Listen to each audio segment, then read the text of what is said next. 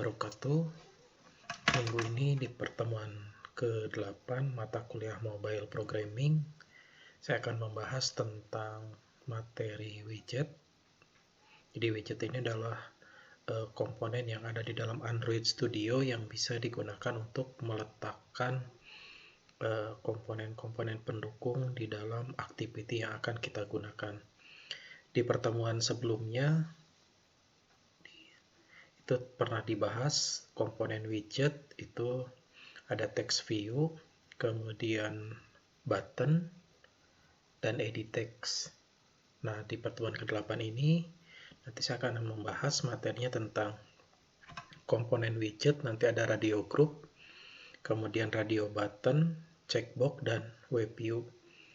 Nah, biasanya kalau misalnya kita membuat satu tampilan layout yang isinya adalah form untuk registrasi, itu biasanya ada komponen yang bisa kita masukkan untuk data jenis kelamin atau misalnya hobi. Nah, untuk jenis kelamin itu nanti ada pilihan misalnya laki-laki atau perempuan. Nah, itu bisa menggunakan komponennya adalah komponen radio button. Kemudian komponen radio button ini nantinya akan dikelompokkan dalam satu komponen yang lain, yaitu di dalam kontainer namanya radio group. Jadi untuk menggunakan radio button ini kita harus menggunakan kontainernya adalah radio group. Kemudian contoh lainnya, kalau di dalam form misalnya ada inputan berupa hobi. Kalau hobi kan bisa lebih dari satu pilihannya, itu bisa menggunakan komponennya checkbox gitu ya. Nah, komponen yang ketiga yang akan dibahas dalam pertemuan ini adalah web view. Nanti untuk web view saya akan masukkan ke dalam video yang kedua. Baiklah, kita mulai membuat aplikasi yang pertama gitu ya. Jadi untuk materi radio group, radio button, checkbox, saya akan buat satu project yang tampilannya kurang lebih seperti yang ada di dalam project yang ini. Nanti kita akan buat seperti ini projectnya.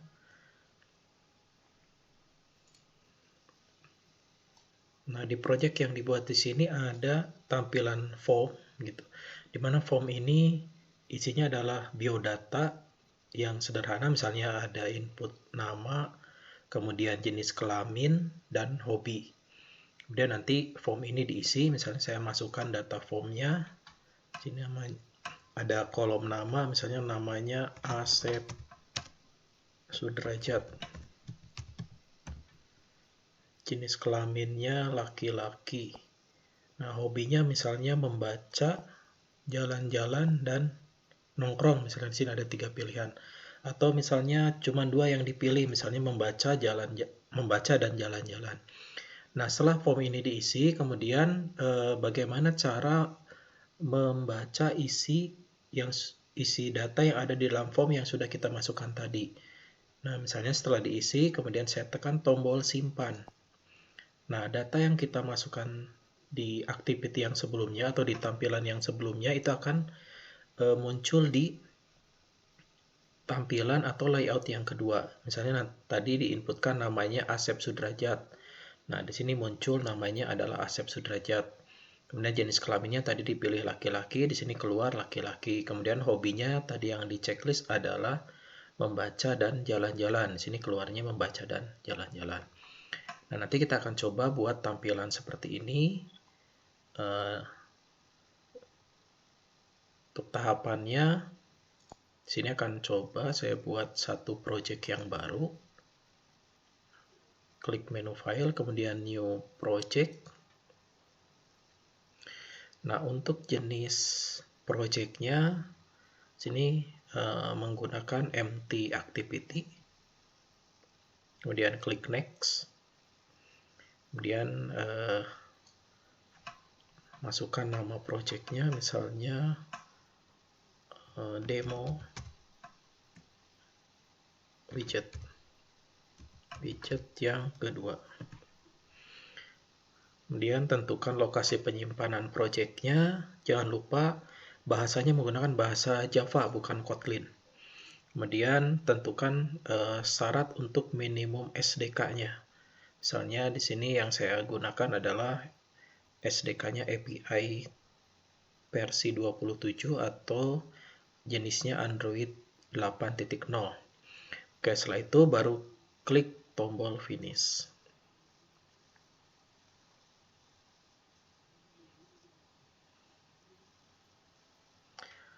Baik, langkah selanjutnya di sini kita lihat ada satu project di mana di dalamnya ada satu activity yang isinya masih kosong.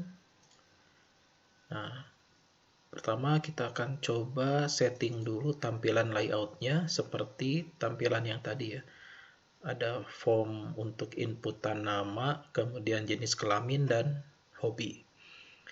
Nah, untuk jenis layoutnya saya menggunakan layout linear. Di sini kita coba ganti.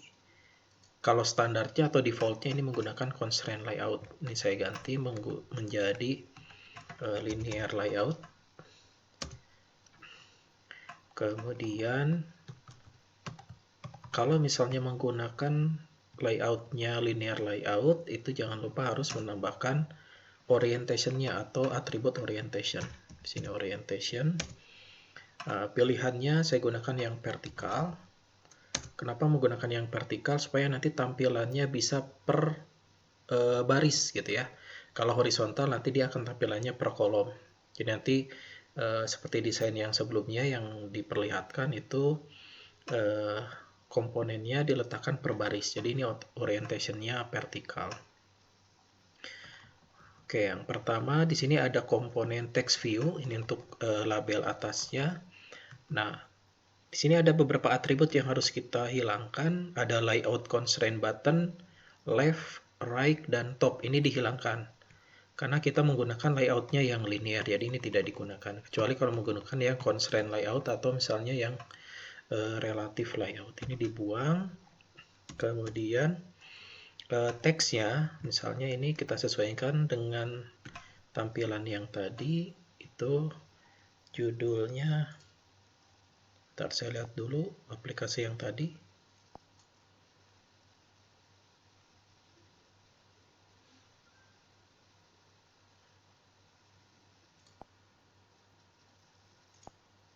Nah, yang ini ya, membuat form biodata. Oke, kita samakan di sini teksnya, membuat form biodata. Kemudian supaya posisi teksnya itu ada di tengah-tengah, tambahkan atribut gravity. Gravity, pilihnya center. Supaya nanti teksnya itu ada di tengah-tengah. Ya, supaya kelihatan posisinya ada di tengah, jangan lupa ini atribut layout width-nya itu di set bukan wrap content tapi match parent. Artinya komponen text view yang akan ditampilkan di dalam layout itu lebarnya seukuran lebar device-nya gitu ya. Oke, ini sudah width, height sudah. Kemudian teksnya sudah. Nah, untuk memberi jarak atas teks itu bisa ditambahkan di sini ada top margin atau layout margin top. Di sini saya setting misalnya jaraknya itu 10 dp.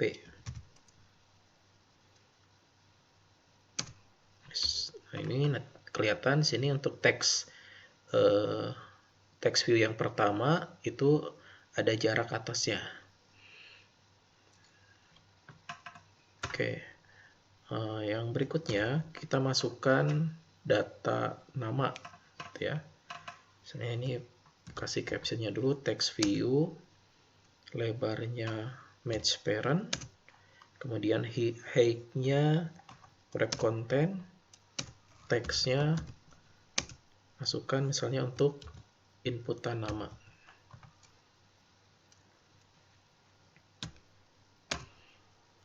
Kemudian untuk memasukkan data nama kita menggunakan komponennya edit text. Edit text.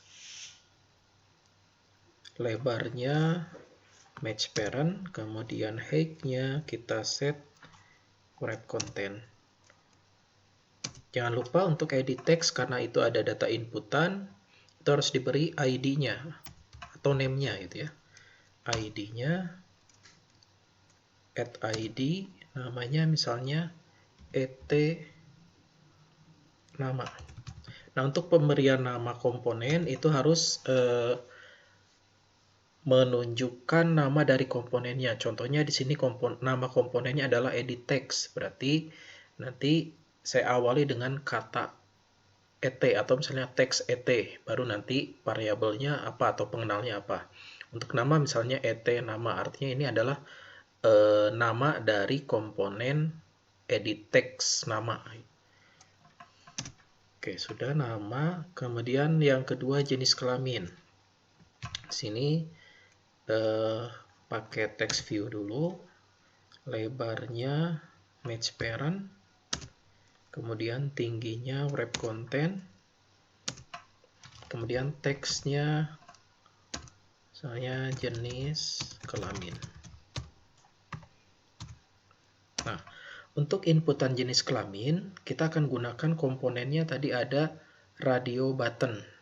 Nah, kalau radio button, karena pilihannya itu hanya satu pilihan dari banyak pilihan, maka untuk komponen radio button itu ditampung dalam satu kontainer yang lain, yaitu kontainer berupa widget namanya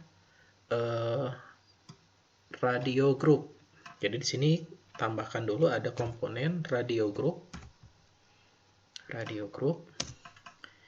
Nah, lebarnya saya gunakan match parent, kemudian height-nya wrap content. Nah, jangan lupa untuk komponen radio group-nya ini diberi nama, itu ID-nya. Misalnya saya kasih nama RG, ini untuk menandakan bahwa dia adalah komponen radio group. Kemudian namanya RG jenis kelamin. Nah, seperti ini.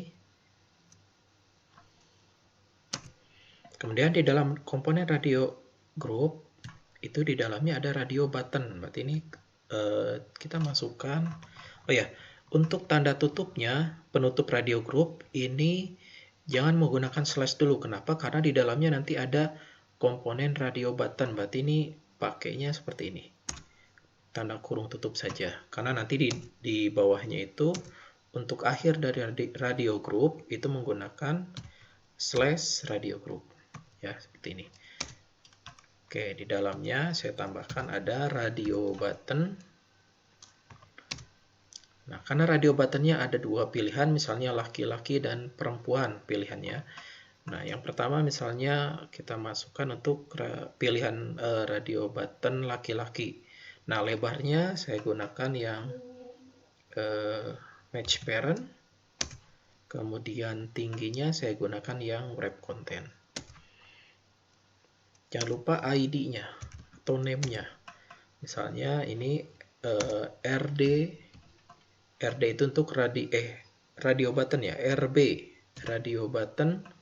Misalnya ini laki 2. Nah, di sini untuk penamaannya jangan menggunakan tanda strip gitu ya. Jadi kalau misalnya laki-laki itu bisa disingkat misalnya RB laki 2. Atau boleh juga misalnya laki underscore laki. Jangan menggunakan tanda strip seperti ini. Oke, di sini saya gunakan laki 2 saja untuk nama radio button yang laki-laki. Oke, ini sudah. Kemudian ditutup. Terus radio button yang kedua. Oh ya, ada yang ketinggalan. Satu lagi, setiap radio button itu ada teksnya. Nah, teksnya ini menggunakan atribut teks. Kemudian di sini teksnya apa? Misalnya laki strip laki. Itu akan muncul di sebelah kanan di layoutnya. Yang ini ya.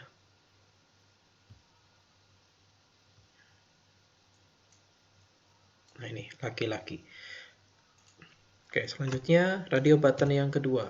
Sini kita buat radio button, lebarnya match parent, height-nya wrap content. Kemudian ID-nya @id RB perempuan. Nah, di sana belum muncul, baru muncul radio buttonnya saja, tapi teksnya belum. Nah, di sini jangan lupa teks sama dengan ininya perempuan. Nah, ini untuk radio button. Jadi harus digabung dalam satu kontainer namanya radio group, gitu ya. Oke, radio group ini digunakan untuk mengelompokkan setiap pilihan yang ada di dalam radio button. Jadi kalau misalnya pilihannya ada banyak, berarti setiap radio buttonnya masukkan ke dalam radio group. Nah, untuk inputan yang ketiga dari contoh tampilan yang tadi, tampilan yang ketiga itu ada inputan hobi, gitu ya. Sini diberi teks dulu, misalnya text view, lebarnya match parent, height-nya wrap content, kemudian teksnya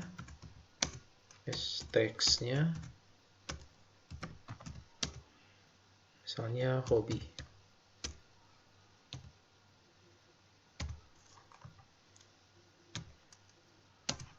Nah, untuk inputan hobi, karena hobi itu bisa memasukkan lebih dari satu pilihan atau bahkan tidak dipilih sama sekali.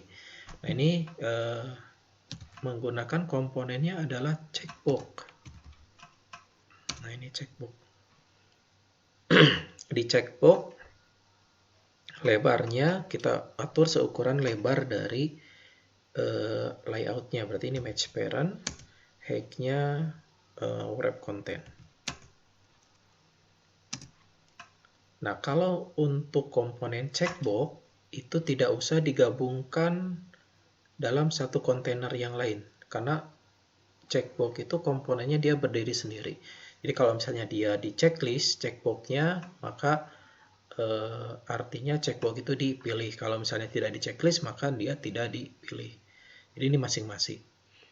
Nah, ID-nya jangan lupa, ID-nya kita set ID checkbox-nya. Misalnya yang pertama hobinya tadi apa? Membaca misalnya.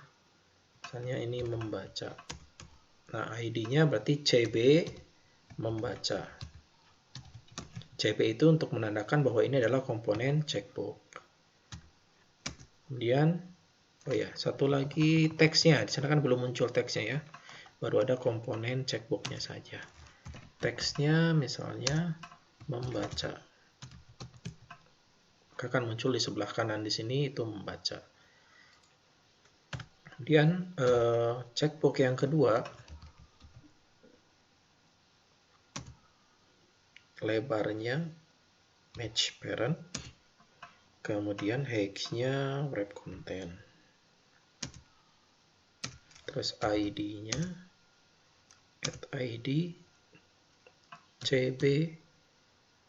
Hobi yang kedua misalnya jalan-jalan, jalan 2 gitu ya.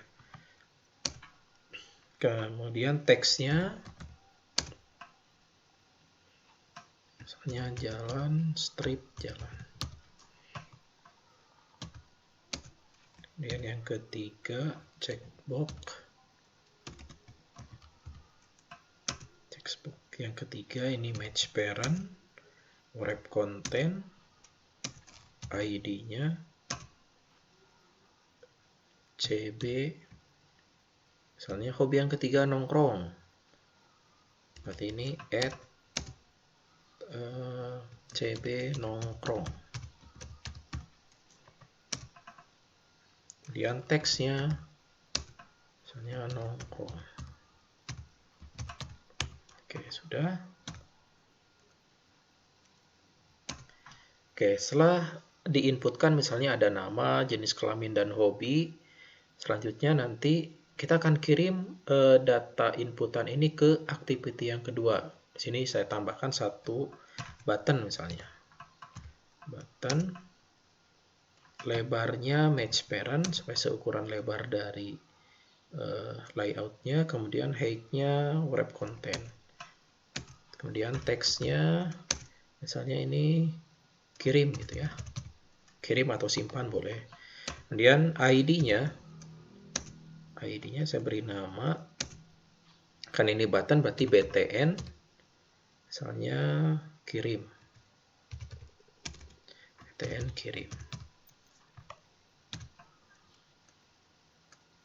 Oke, sudah selesai. Sebelum melanjutkan coding ke tahapan berikutnya, kita coba dulu dites, jalankan apakah projectnya bermasalah atau tidak.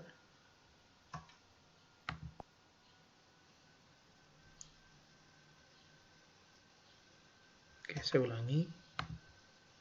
Running. Lihat hasilnya. Oke, tidak ada masalah ya. Ini bisa dimasukkan misalnya namanya Ade. Jenis kelamin perempuan, hobinya jalan-jalan. Ini kalau misalnya diklik tombol kirim, itu belum belum ada aksi apapun. Kenapa? Karena belum ditangani actionnya gitu ya.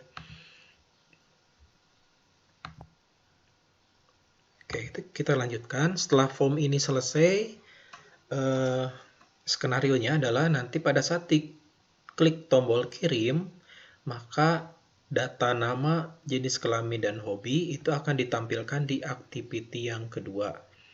Nah, untuk mengirimkan data dari satu activity ke activity yang lain, gitu ya, di materi sebelumnya itu pernah dibahas, itu ada materi tentang intent, di mana di dalam intent itu ada dua, ada intent yang implisit dan eksplisit. Nah, di sini nanti kita gunakan intent yang berupa intent eksplisit, di mana nanti kita bisa mengirimkan data dari activity yang pertama ke activity yang kedua, atau parsing parameter menggunakan teknik parsing parameter, gitu ya. Oke, sebelum kita lanjutkan codingnya, sini kita menambahkan dulu satu activity. Sini klik new, kemudian pilih activity, pilih empty activity. Misalnya nama activity-nya adalah main activity, kemudian jangan lupa launcher activity-nya diklik, launcher-nya tidak usah, kemudian ini jangan lupa ininya bahasanya menggunakan Java, kemudian klik finish.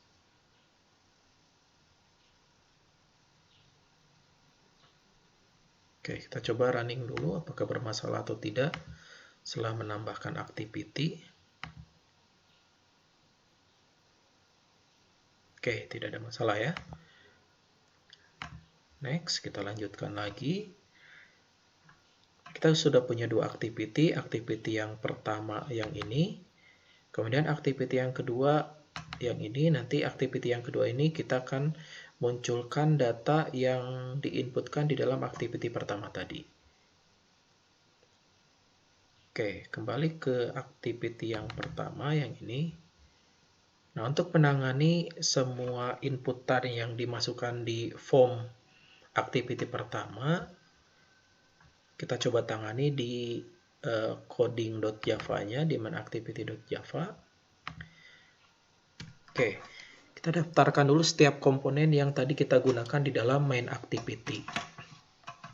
Yang pertama itu ada komponen edit text, itu untuk memasukkan data nama. Berarti kita pesan sini ada variabel edit text, kita bikin objek edit text-nya misalnya et nama.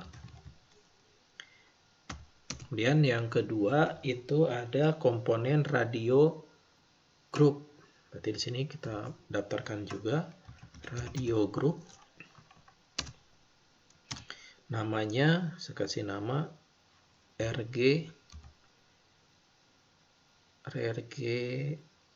jenis kelamin. Nah, tadi radio group ini digunakan untuk memasukkan data jenis kelamin. Kemudian di dalam radio group itu ada beberapa radio button. Di sini kita coba daftarkan radio button. Ada RB laki-laki, laki 2 saja. Kemudian ada RB perempuan. Sudah. Kemudian komponen yang ketiga ada komponen checkbox. Checkbox ini objeknya ada 3 ya. Tadi ada membaca, kemudian jalan-jalan dan nongkrong. Berarti di sini ada CB membaca, kemudian ada CB jalan-jalan, jalan 2 saja, kemudian ada CB nongkrong. Oke, sudah ya. Satu lagi ada komponen button. Sini BTN kirim. Oke. Nah, dari objek-objek yang ada di dalam kelas main activity, di sini ada ET nama, RG jenis kelamin, RB laki-laki, CB membaca, dan BT kirim.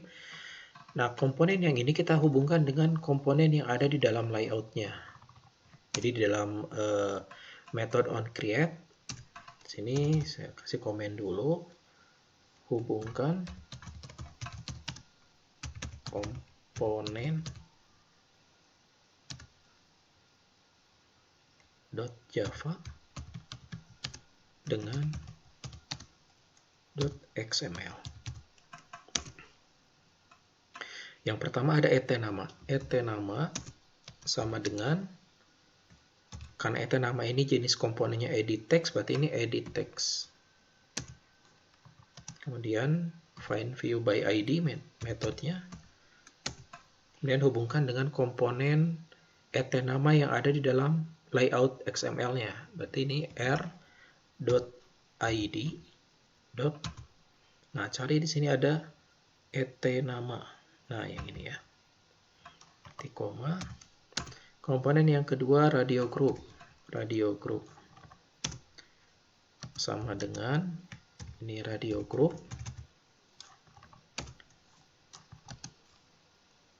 Metodenya find view by ID r.id. Radio rg. Kemudian ini radio group ada sedikit komen error nih. Berarti ini rg ya. Tadi namanya rg. Salah ini. rg. Nah, ini radio group jenis kelamin. Kemudian di dalam radio group ada radio button. Berarti ini RB laki-laki sama dengan jenisnya radio button sama dengan metodenya find view by ID r.id. Laki-laki. Berarti ini RB laki-laki atau laki 2 gitu. Kemudian yang kedua RB perempuan sama dengan radio group radio button, metodenya find view by ID r.id. RB perempuan. Oke, radio button sudah. Berikutnya checkbox ada 3. Ada CB membaca sama dengan ini checkbox find view by ID r.id. Membaca, berarti ini komponennya CB membaca. Kemudian CB jalan-jalan sama dengan checkbox find view by ID r.id id.cb jalan-jalan. Yang terakhir CB nongkrong sama dengan checkbox find view by ID. Yes, find view by ID r.id dot nongkrong, rb nongkrong, rb bukan rb, cb nongkrong. Oke, semua komponen baik itu edit text untuk nama, kemudian radio group untuk jenis kelamin, radio button untuk laki-laki perempuan, kemudian checkbox untuk membaca, jalan-jalan, dan nongkrong, ini sudah terhubung antara komponen .java dengan .xml-nya. Nah, langkah selanjutnya adalah, satu lagi ketinggalan, ada button ya, btn tadi ketinggalan. Button kirim sama dengan button find view by ID r.id